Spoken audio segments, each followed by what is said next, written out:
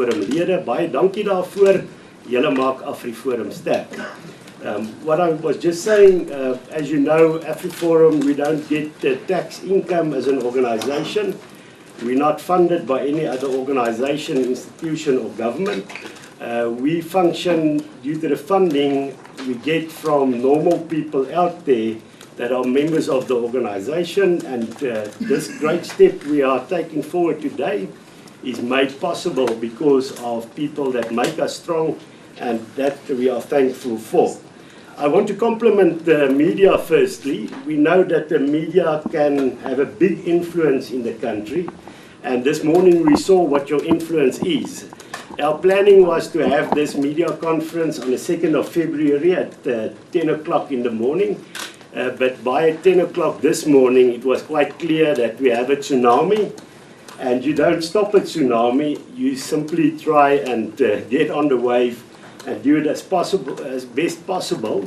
Thank you for coming at such short notice. What is important for us, if we want to fight corruption, we need to be transparent ourselves, and that's why we weren't able to tell you any lies this morning. We were simply able to say, well, we were going to make the announcement.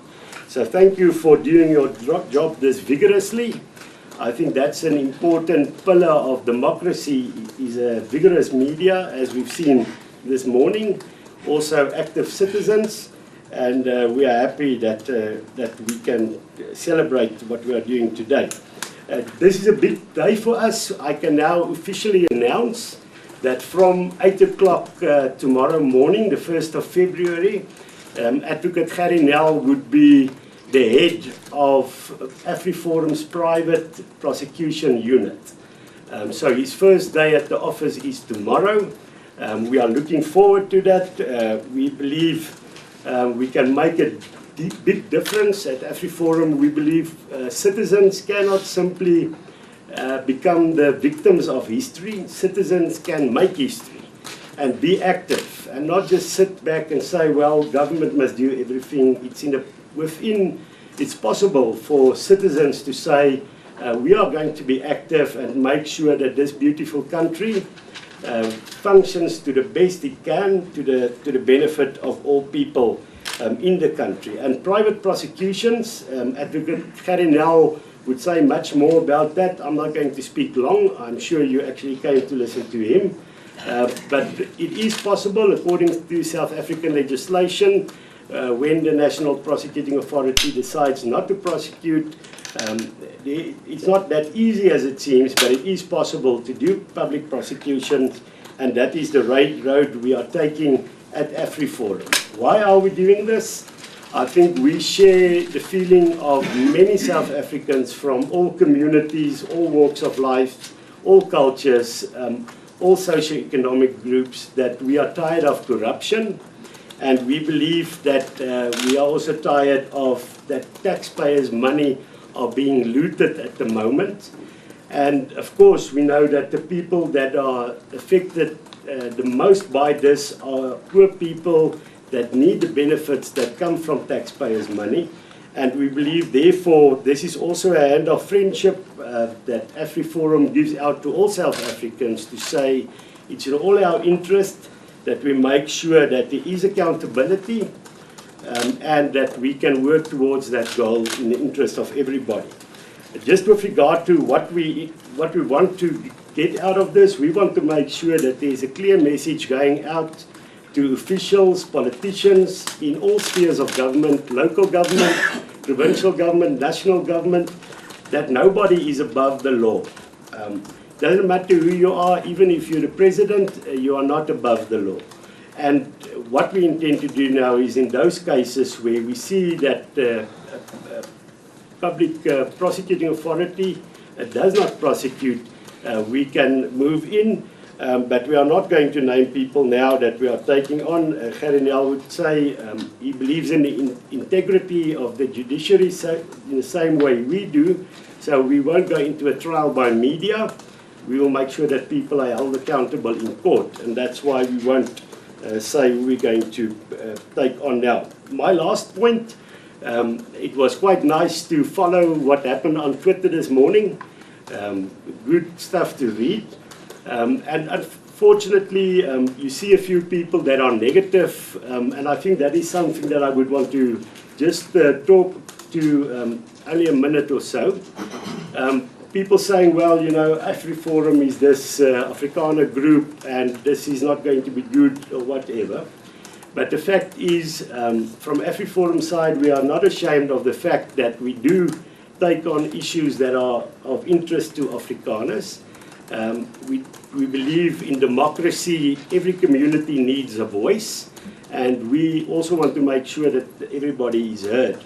But if you look at most of the work we do, is in the interest of all South Africans.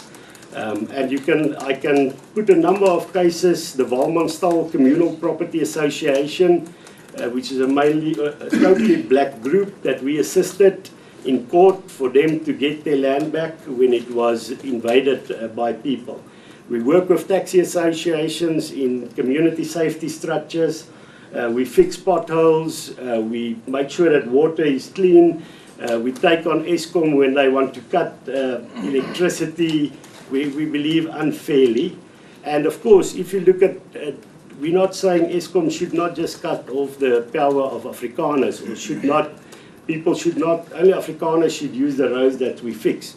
So most of our work is in the interest of all South Africans, and therefore I fail to see why people can be negative about this when we know that it is in the interest of all South Africans that we make sure that there is equality before the law and that people are held accountable.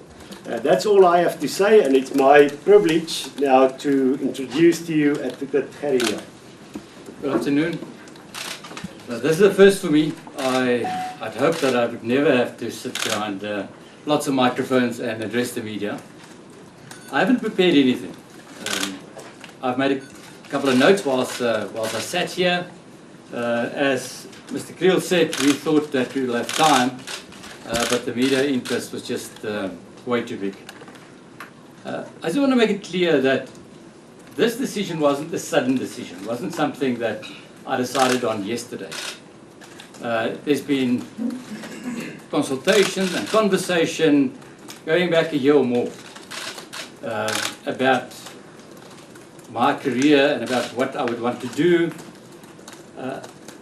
But when I made a decision, I decided to implement the decision. It wasn't easy. I just want to say that I'm a prosecutor. I'm a prosecutor at heart. I will always be a prosecutor. I just think that prosecutors in our country are brilliant. We have the most brilliant prosecutors in South Africa. I'm just one of them. I just did a matter that was all over the media. But we have an unbelievable core of prosecutors in this country. And I'm with them in heart, and I will always be a prosecutor. It was very difficult for me. Even this morning it was difficult. I'm leaving behind a lifetime. 36 years of prosecution is a lifetime. I did it because I wanted to. I did it because I thought I was making a difference. I did it because I thought I was acting for people without voices in prosecution. My main concern, when I was approached by Afriforum, we had various discussions and lots of discussions, and my main concern has always been that everybody should be equal before the law. I've known and I've read and I've seen more and more perception that there might be selective prosecutions. And if that is so, then I think it's absolutely brilliant to have an organization that can just make sure that everybody's really equal before the law, that there are no selective prosecutions. And I just asked myself the question, it's only Afriforum that came up with this concept. It's only Afriforum that's willing to put resources there to create such an office. And because they would want to do that, I certainly would want to help. And I've not had a single question about my political affiliation at any discussions with Afriforum. I've never had a political agenda, and I don't have one now. You know, I've been a prosecutor for 36 years, and I think I've built up integrity that I'm proud of over the period of 36 years. I won't sell it. I won't sell my integrity and do something that I don't believe in. That being said, we start a new organization, a new office tomorrow.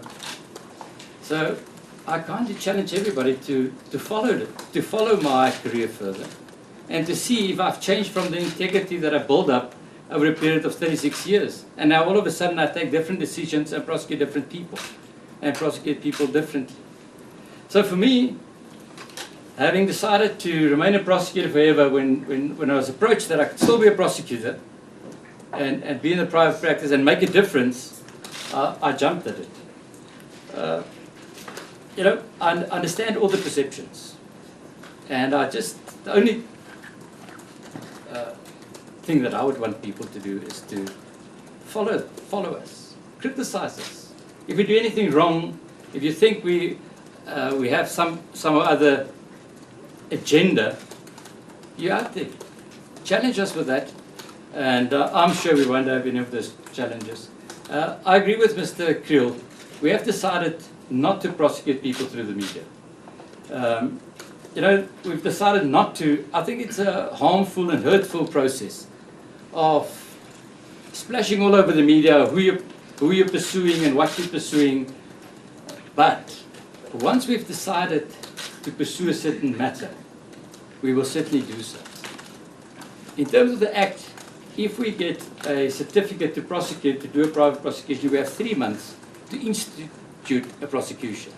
So we will take our time, we'll look at all the matters, and then prosecute within 3 months. May I just say that there will be lots of questions by lots of people with more knowledge about the law than I do that would say, but this is not possible. There will be challenges. There certainly will be challenges, but at least there's an office that will look at all these challenges, that will challenge the law and see if it's possible. I'm not saying, and that's not what we're putting on the table, that there will be a prosecution within 2 months or 3 months. We first have to really look at the concept. I haven't had time. You know, last week I was still a prosecutor in Vereeniging prosecuting a matter. And now I'm sitting here, I'm just excited to be part of something new. I've created something new before. When I heard about this, I became excited again. I've got 5 to 10 years of my career left, and if I'm able to create something that could benefit the legal system in the country, I'll be so happy. So, those are the few words. I haven't prepared anything. I'm certain that I have lots of questions, and if there are questions, I would answer those as honestly as I can. I would now like to open the floor for questions. At the back. Hi, Graham Husky from the Times newspaper. Graham Husky from the Times newspaper. In terms of this team that is being established, can you give an indication of how many people are going to be brought on? Is it going to be just yourself, or are we going to see you bring in other members of your team, or possibly headhunting other senior prosecutors like yourself from the NPA? Thank you. As you would know, people that should I answer every question now. Yeah, okay. Yeah. As you know, I believe in a team approach. In court, I get up and I do. I look good sometimes, but it's work done by lots of people behind the scenes. So certainly, Mr. Hoskin, there will be a team. We haven't decided on it. I've been given the go-ahead by Afriforum to develop this concept and then to develop my team. So certainly, from where I'm sitting, I would like to get the best people in to do this. Karen Nel from eNCA. Advocate Nel, you were arrested in 2008, in front of your kids. You've endured a lot of threats, you've gone through Pistorius. Everyone always assumed you'd be a career prosecutor, and the fact that you're leaving now is going to create a perception that perhaps your conditions at the NPA may have led you to make this decision. What is your relationship with Sean Abrams, given that he is very much aligned to a person who signed off on your arrest warrant? And what is your perception of the current leadership of the NPA at the moment? Because you're talking about selective prosecutions. Your same organization went after the finance minister on a case that I think a lot of people would argue was quite baseless. So what is you leaving now saying about the integrity of the NPA? Karen, those are lots of questions and very difficult to answer, and you know it in asking those. But let me answer it in this way. In the office where I'm at the moment, in the local office of the DPP of Pretoria, where we have a brilliant team of prosecutors. I'm as happy as can be in that particular office. That's why I think I took the decision. It's better to take a decision when you still enjoy what you're doing than to take a decision when you're upset about something, when you quarrel with somebody, when you have extra grind. I don't. I've taken this decision because I think it's a brilliant new concept and I think it's necessary. To answer your question about Mr. Abrams, I've not had a discussion with Mr. Abrams. We've had meetings. In all my years in the NPA, our paths never crossed. Mr. Abrams is the National Director of Prosecutions, and I honour him for that. But myself and Mr. Abrams never had any discussions, definitely not a discussion about my move here. And my perception of the current management at the NPA, Karen, you're correct.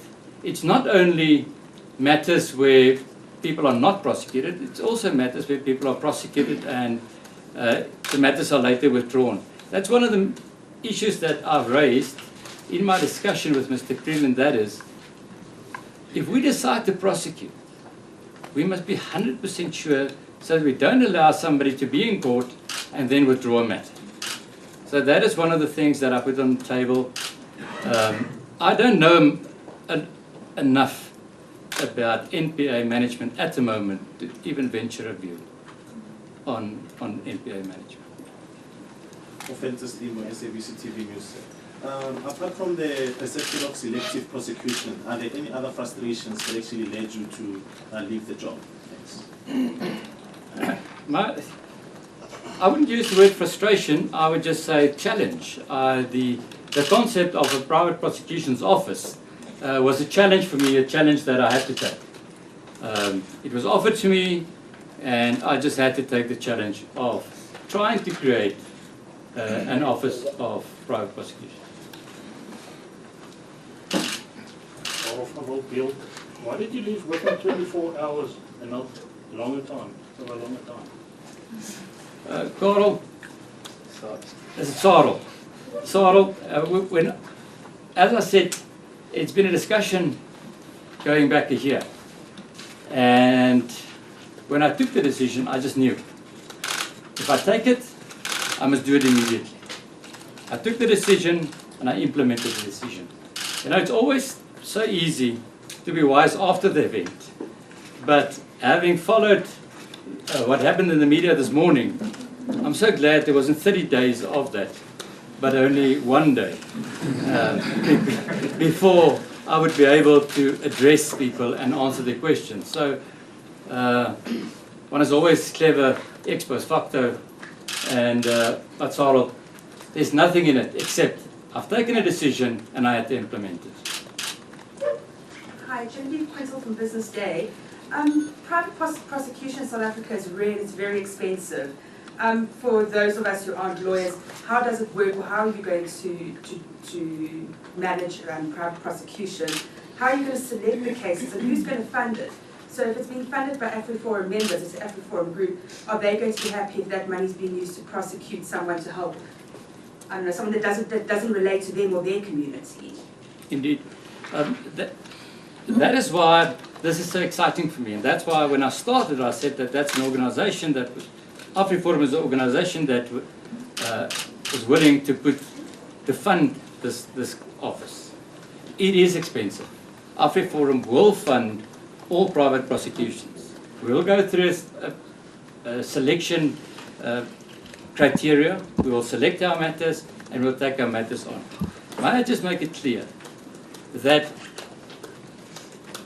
I think the first idea is that we're aiming high, we're going for people that are in the media. When I had discussions, I said, somebody at a local government office that are corrupt, its impact on those people living there is as big as anybody else's. So we will not only go for high flyers, people in high office. We're willing to do cases at local level and any person. Again, there's a challenge. You would know. If somebody brings a matter to us and we decide not to prosecute without valid reason, I'm willing to take the criticism. So it's not only certain political parties that will be prosecuted. I have no political agenda, never had, and I don't have one now. Sorry, how does private prosecution work? Just a short... What happens is, if there's a matter reported, the police will investigate the matter, the police will make the facts available to the prosecuting authority. They will then have to decide to prosecute or not. Once they've decided not to prosecute, we will then apply for a nolle prosecute certificate. In terms of nolle prosecute certificate, you have to show that you have a substantial and peculiar interest in this prosecution, and then the local director of public prosecution will issue a certificate, a nolle prosecute certificate, and you will then use that to institute private prosecution. Then, once that happens, it's a prosecution as usual. Same procedure, same, everything will follow. But firstly, the National Prosecuting Authority may decide, once we apply for a nolle prosecute certificate, to indeed prosecute. We'll be happy. If we don't do any matters, and if we believe that everybody's been prosecuted that should be, we've won. And we've achieved what we wanted to do. May I just add, with regard to the question, with regard to Afriforum members funding it, and that we would only have certain cases prosecuted. The fact is, why we're starting this is because we're worried about selective prosecutions. And that is why we're not going to be selective ourselves. We will look, the only criteria is this person acting unlawfully? Is he looting taxpayers' money? Is he acting to the detriment of people of this country? And of course, is he not prosecuted by the National Prosecuting Authority, even though he should be or she should be prosecuted? And if those criteria are met, we would most definitely go ahead without, as they say, fear, favor, or prejudice. Marijke. Maybe microphone, just get the mic up.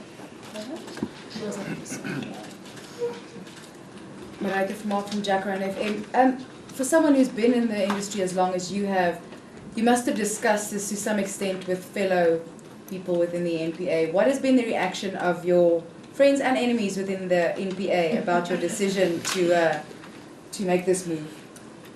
Firstly, you would know that we kept it a secret till yesterday. So I haven't discussed this at length with very many people. Certainly the people that I've discussed it with, as you say, I've got lots of support, and I'm sure that there will be people that would not support it. But the people that matters to me, they supported me, and for me that's enough. And your family? I've always had support, and I still have. Just going to go from the time. In terms of the type of prosecutions that you're going to be doing, is it only going to be corruption, or will it be the other cases as well, where people are feeling that they're not getting the justice that they need to say from the police or the NPA as well? And the second question that I have, in terms of you getting the certificate from the NPA to go ahead and prosecute, Are there concerns by either Afriforum or yourself that there could be a delay in the NPA issuing these certificates, especially if you're going after so-called politically connected people? The two questions there. Firstly, the main focus would be on selective prosecutions, and I think there's a perception that you find selective prosecutions as far as corruption matters are concerned. But Mr. Askin, certainly, if we have aggrieved people and they bring a matter to us and we believe in the matter, we will take it on. It's not only corruption matters. We will take on other matters if it meets our criteria. Your second question was? Sorry, Mr. Askin. If there was concern that the NPA might delay in issuing certificates. As I said, I believe 100% in our courts and our court system, the integrity of our courts. If there's any delay, we'll use the normal processes in enforcing compliance with what the NPA should be doing. Okay. Anton Meyer from Pretoria FM. Are you only focusing on the public sector, or are you taking the private sector? Are you taking people that are private sector individuals that are corrupt? Will you take them on as well? Anton, perhaps I must pay. Anton, as I've just said, our main focus is to make sure that all is equal before the law. Now, if I say that, it includes everyone. It's not only political people, it's not only public figures, it's everyone. So certainly we'll take on every person as long as there's this idea that we're dealing with selective prosecutions. That is what we want to address. Mr. Nel, Gerrie Nel from eNCA. Just on the elephant in the room, the president. Afriforum has laid charges against the president before, and looking at the charges, the 780 odd, excuse me, 80 odd. What can you say anything to that? Anton, as I've said, Gerard, as I said, we will not do that. We will not, through the media, even indicate who we're looking at until such time that we've decided to prosecute the matter. The matter that you're referring to, there's a whole process on the way, and we'll follow the process with interest. But no, we will not identify any target, if you want to call it a target, or subject of an investigation, I think is a better word at this stage. But what we are willing to say that is nobody is above the law. Doesn't that do? Karen. Will ordinary members of the public be able to approach you with cases, or is it going to be solely Afriforum members who can raise cases for prosecution? As Mr. Kriel said, anybody can approach us. It's not only for Afriforum members. That's why I took up this challenge. It's not a challenge for a group of people. It's a challenge. I think it's necessary for the country, and that's why I took it up. I would not have taken it up if it was only for a select few. So, yes, the service or the office, the capacity we create is to ensure just one thing, that everybody is equal before the law, and that we address the perception of selective prosecution. Good afternoon, Barry Bateman, Eyewitness News. Mr. Nel, there is the issue that you know, it's been in the media for some time now related to your implication in Project Sunday Evenings or the ongoing investigation of the Rogue Unit. Does you leaving the NPA now not perhaps make it easier or open that door for these people who have this vendetta or whatever it is to now prosecute you? And then just, you have said you're leaving behind a very good team, but there is still one final phase left in the Pistorius matter at the SCA. What's going to be happening there? Thank you. Let me answer the second question first. As far as the Pistorius case is concerned, I'm not leaving only that matter.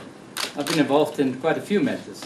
And I'm 100% convinced that the juniors that worked with me, my team that worked with me, will be more than competent enough to take those matters through and to ensure that justice is done. As far as the investigation against me is concerned, of course, I contemplated what the perceptions might be, but certainly I'm not concerned. I've got a job to do, and I'm excited to do the job that I am, that I've been given, and we'll deal with everything as it comes. At the back. I just want to add to that. The fact is, we will stand by Advocate Gerrie Nel. So if those trumped-up charges are taken any further, we have indicated, or we are indicating now that we will support him right through the process. And the fact that there's an effort to try and prosecute him, or there's a perception that there might be such an effort, is actually one of the reasons why we've started this organization, is exactly to try and stop the prosecuting authority being abused for something else than what it should be. It should be an organization that makes sure that the law is implemented without fear, favor, or prejudice, and it is not abused. So we will definitely support Advocate Nel if such a thing happens. At the back. Good morning, good day, and good luck to all. I'm Giovanni Majani from ANN7. The question is, we have heard that Afriforum is working closely with private investigator Paul O'Sullivan, and would it be possible to confirm whether Mr. Nel and Mr. O'Sullivan will be working together? The second question is, there are reports about a document called Join the Dots, which identifies people who will be investigated. Will this document now be given to Mr. Nel? Thank you. Let me just try and answer it, and then I'll hand over to Mr. Kriel. I haven't met Mr. Paul O'Sullivan. I haven't been given a join the dots. I've been given a clean slate. I've been given an office to establish. I've been given a task to do. As I said, anybody can bring us matters, but no, I haven't met with Mr. Paul O'Sullivan. I haven't started this office based on a document that I haven't seen. I hope that answers your question, but then I also want to say is that anybody can bring us cases, anybody can bring us information that they want us to pursue, and we will do that. Yes, I just want to also speak to that issue.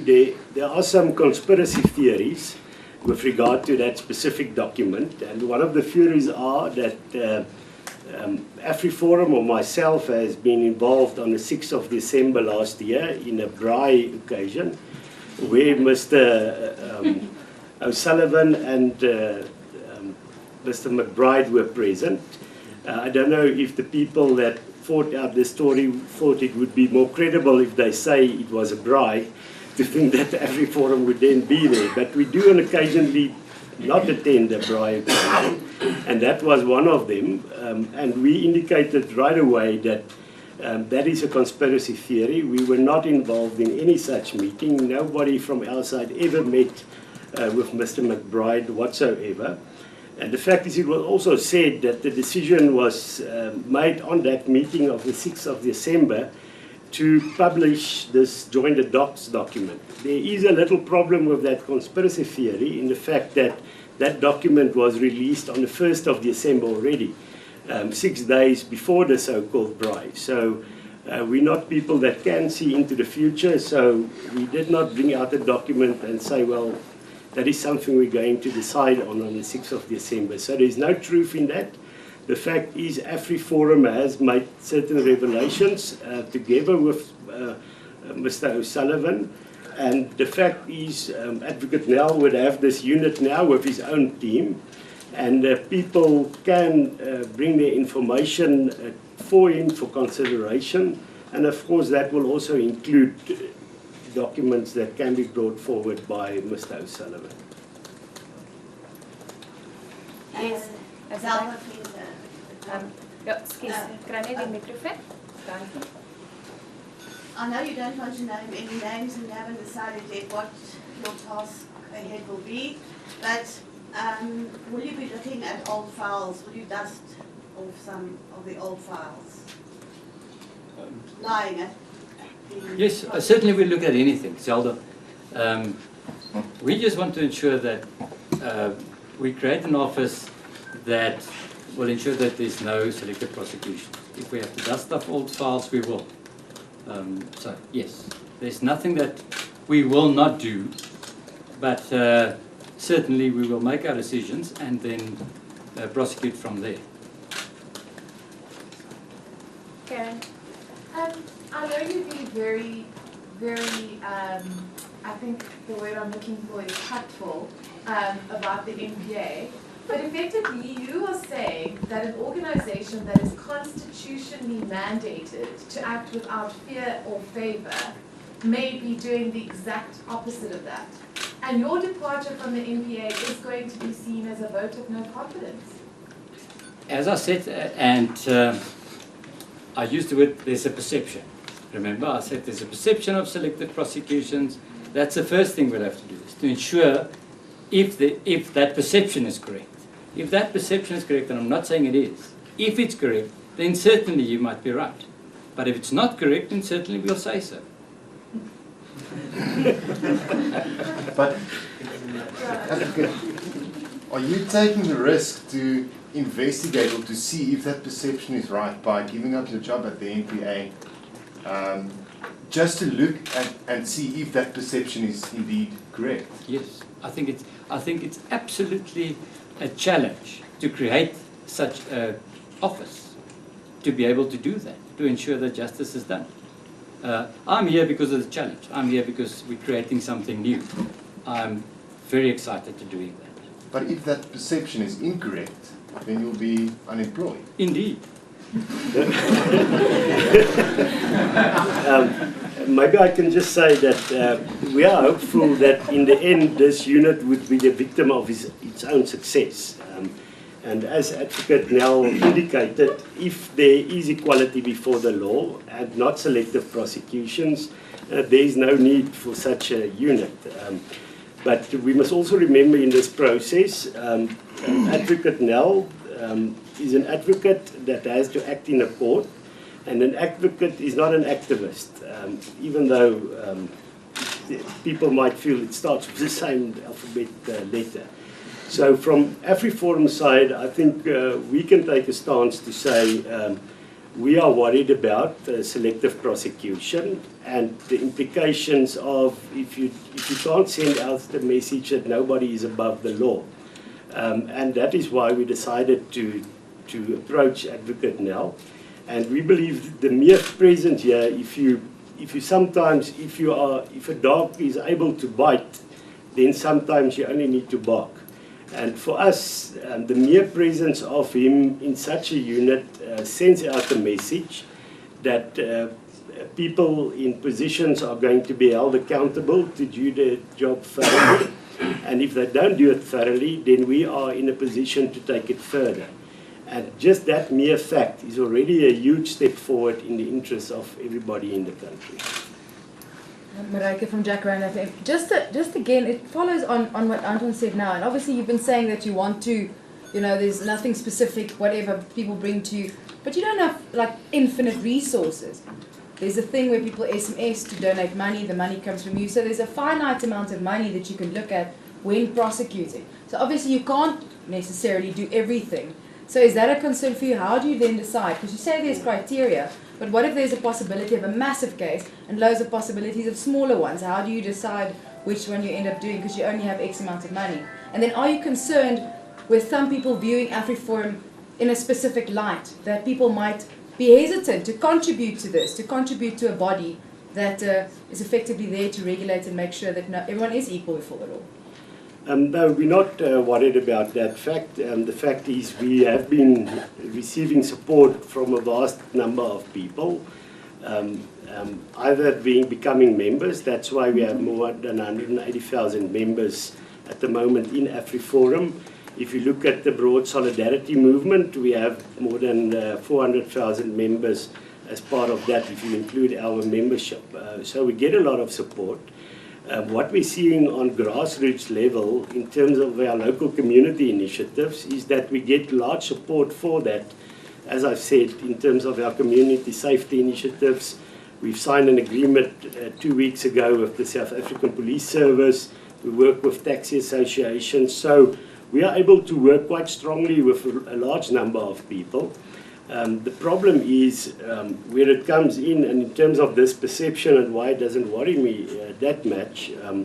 If you are successful as a watchdog organization, you are bound to make enemies, even though it's you don't necessarily want that. But if you're successful and keep people accountable, then you would make enemies. Then the easiest way for those people would be to just simply discredit you by saying, putting in, trying to create a certain perception about you.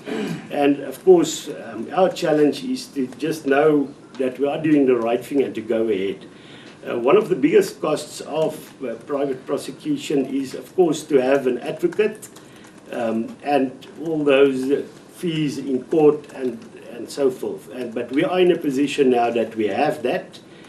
We have the support of 185,000 people that support us every month, which gives us enough resources to make sure that when we go to court, we are strong and we can do the best job possible. And the fact that we have Advocate Gerrie Nel as he won't say it, but I believe that he's probably the best prosecutor. We have him, so I'm confident that we can take this on. And we have in the past been able to go to court with our opponents being much bigger than we are. The Zimbabwean government, in terms of the house that we've auctioned in Cape Town, it was a 5-year legal process. People said, well, is this possible? Can a civil organization take on a government? It can be done, and we are confident that we will be able to do this and that we will do it quite well. At the back. Graham Hoskin again from the Times. In terms of the criteria that you're going to be looking at for take on a case, are you able to say what these criteria are going to be? I mean, does it have to be a certain amount of millions that have been looted from state coffers? And then also, in terms of this parallel justice system that is going to be set up, because I mean, let's face it, it's going to be a team of people prosecuting cases that for whatever reason, political or otherwise, are not being prosecuted by the NPA. What is your ideas around a parallel justice system like this? Firstly, I wish we had this meeting in a month's time or 2 months' time, and I had time to work on a criteria we haven't had. It's a concept, we're working on the concept. Mr. Hoskin, as we go, we'll create the criteria. It all depends on what we get in, on what cases are available, on what people would want to share with us. It's way too early for me to indicate to you what the criteria is. As far as the parallel justice system is concerned, I don't think that is. I think there's one justice system. I support the one justice system. We have a National Prosecuting Authority. If they prosecute matters, we have no right. We have no right to prosecute matters that they prosecute. So it's only, I don't think it's parallel, it's only once the main prosecution authority decided not to, that we'll just pick those matters up, and if there's any merit in them, to prosecute them. So I don't see that as parallel. I would see them as just ensuring that justice is done. If I can just add on to that, and a question that we're going to have thousands of cases and that we won't have the resources to do that. What we've seen in many municipalities is that sometimes you are ignored, but the first case that you go to court and you win that case, municipalities become cautious, and the next time they don't make the same mistake. So what we intend to do is, even if we just have a few cases that we are successful with, those people that in the end need to make a decision within the system if prosecution is going to take place or not, they would know that they are not untouchable to make a decision, well, we're simply not going to prosecute and nobody can do anything about it. If people know that there is a watchdog organization watching, and you have a case where you do private prosecution, it would be egg in the face of those people that decided not to prosecute. So we believe that even if we have just a few cases, it would have a huge impact in solving the problem of selective prosecutions. Does anyone have another question?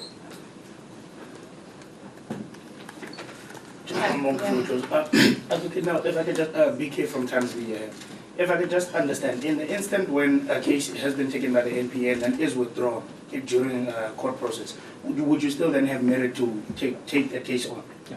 If the matter is withdrawn and not enrolled again, that is the same as the matter has not been prosecuted. Then certainly you will have a right to apply for a nolle prosecute certificate. Okay, last question. Okay, thank you so much for joining us.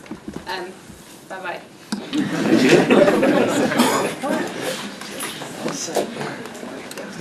Well, then we can officially welcome Advocate Nel.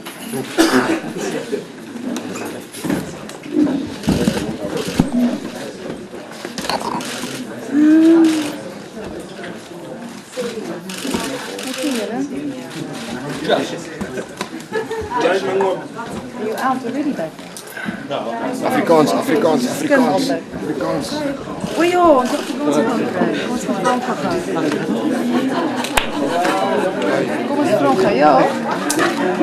What? I'm going to try and get Afrikaans. Oh, I have no idea. What? Yeah, we'll find some way.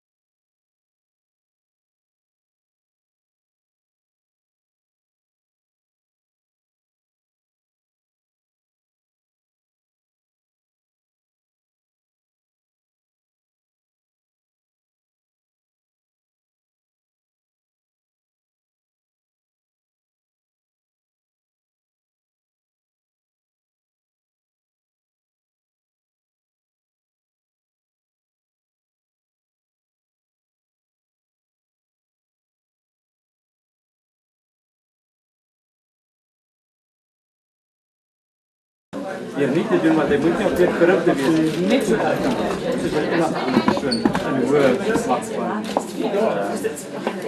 regering dit kan.